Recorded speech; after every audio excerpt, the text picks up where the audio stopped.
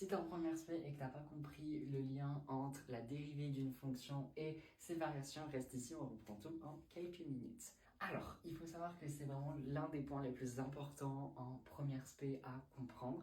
Et en fait, ce chapitre, cette partie, donne concrètement du sens aux dérivés. Puisqu'avant, on vous a fait calculer plein de dérivés, mais en fait, on s'en sert pas. Et là, en fait, avec ce chapitre, on donne enfin un sens. Et je dirais que si vous continuez en terminale spé, c'est le plus important. Donc, on a trois propriétés. La première, donc elle nous dit si f' de x est positive, alors la fonction f est croissante. De même, à l'opposé, enfin à l'inverse, si f' de x est négative, alors la fonction f est décroissante. La troisième propriété, elle est un peu moins importante, mais c'est toujours bien de la savoir.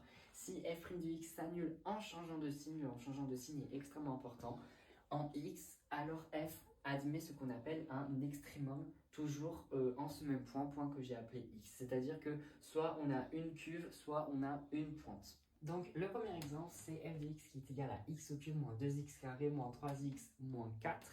Et donc la consigne de cet exemple, c'est donc d'étudier les variations de f. Le réflexe à avoir quand on vous demande d'étudier les variations d'une fonction f, à partir de maintenant, c'est de dériver cette fonction. Si jamais vous n'avez pas compris comment on dérive une fonction, n'hésitez pas à aller voir un TikTok qu'on a fait précédemment.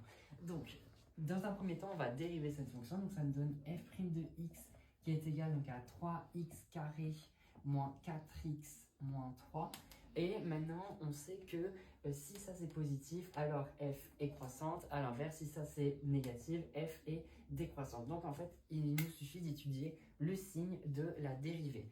Pour cela, on voit qu'on tombe sur un polynôme du second degré. Et vous savez que pour étudier le signe d'un polynôme du second degré, il faut calculer le discriminant. Donc c'est parti. On calcule le discriminant, ce qui nous donne donc delta qui est égal, vous savez, à b au carré moins 4ac, ce qui nous donne donc 16 moins 4 fois 3 fois moins 3, ce qui nous fait 52.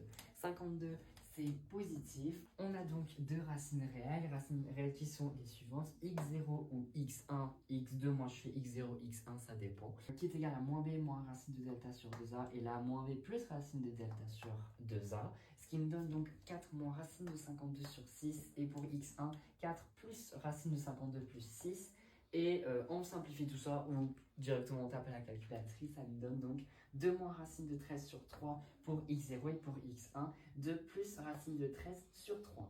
Donc du coup, on obtient le tableau suivant. Donc c'est parti. Comme ce que vous savez faire, le tableau de signe et tableau de variation, là on va mélanger les deux.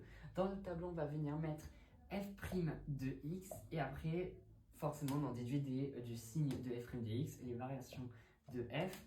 On a une fonction, alors c'est pas précisé, mais qui est définie sur R, donc on est sur moins l'infini plus l'infini.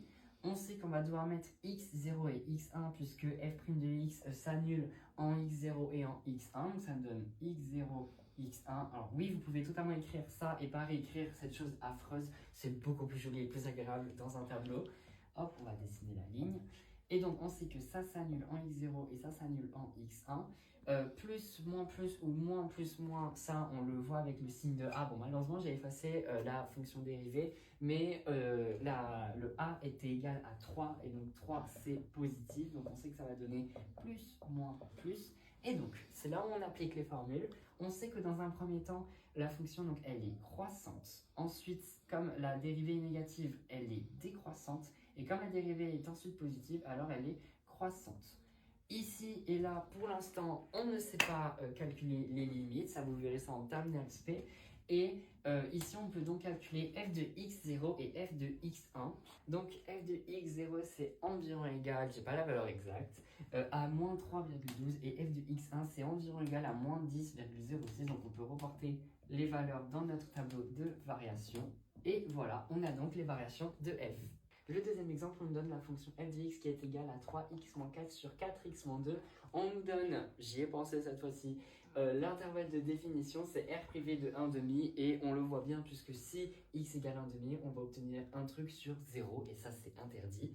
Et pareil, la consigne c'est d'étudier les variations de cette fonction. Donc là, même méthode. Première étape, donc on dérive la fonction. On voit que c'est un quotient, donc plutôt la première chose qu'on va faire c'est étudier, définir qui est u de x et v de x. Ça sera plus simple ensuite pour appliquer la formule. Donc ça me donne u de x qui est égal à 3x moins 4, donc si on dérive ça donne juste 3. Et pareil, v de x ça donne 4x moins 2. Si on dérive ça nous donne 4. On rappelle la formule, c'est important. U'V moins UV' sur V carré, j'en profite. Là, j'ai écrit la formule avec les images. Donc, comme là, j'ai mis image, on le voit bien avec le X. On est obligé d'écrire la formule avec les images. Si vous ne voulez pas l'écrire avec les images, il aurait fallu juste que j'écrive F égale, et là, U'V moins UV' sur V carré. Mais on ne mélange pas les deux. Donc, c'est parti, on applique. Donc, U', ça nous donne 3 facteur de 4x moins 2 moins u, donc 3x moins 4 fois 4, et le tout divisé par 4x moins 2, le tout, enfin tout ça au carré. Ça nous donne donc f' de i, ce qui est égal donc à 12x moins 6 moins 12x plus 16, le tout sur 4x moins 2, le tout au carré. Et donc ça nous donne, donc les 12x vont s'éliminer, moins 6 plus 16, ça nous donne juste 10 sur 4x moins 2, le tout au carré. Comme je l'ai dit dans un précédent TikTok sur la dérivation, on ne développe surtout pas le carré, puisqu'en fait pour l'étude de signes, ça sera beaucoup plus simple. En effet, en fait, on voit que 10, c'est tout le temps positif, et 4x moins 2, le tout au carré, le carré est très mal fait. 4x moins 2, le tout au carré, on voit que c'est tout le temps positif, puisqu'un carré, c'est tout le temps positif. Donc en fait, globalement, on peut dire que f' de x, pour tout x dans R privé de 1,5, c'est positif. Donc, il faut faire une phrase évidemment pour justifier ça. Ça nous donne, donc pour tout x appartenant à R privé de 1,5, puisque c'est l'intervalle de définition de notre fonction de base, 10 est positif, c'est évident, et le carré de 4x moins 2 l'est aussi. Là pareil c'est évident puisqu'on sait qu'un carré c'est toujours positif. Donc par quotient, puisque notre dérivée c'est une fonction quotient 10 sur cet élément, f' de x est positif. On obtient donc le tableau suivant. Donc on met x, là j'ai bien précisé qu'on était sur R privé de 1,5, donc c'est moins l'infini. On sait du coup C privé de 1,5, donc on n'oublie pas la valeur interdite. On met le plus infini, on rajoute une ligne pour la dérivée, et enfin on rajoute une ligne évidemment pour les variations de f. Donc ça nous donne la dérivée, donc il y a une valeur interdite pour 1,5 mais également pour f, donc on ne l'oublie pas. Et on sait du coup grâce à l'étude de signe qu'on a faite précédemment que f' de x est tout le temps positive. Et donc si f' de x est positive, f est croissante, et là pareil elle est croissante.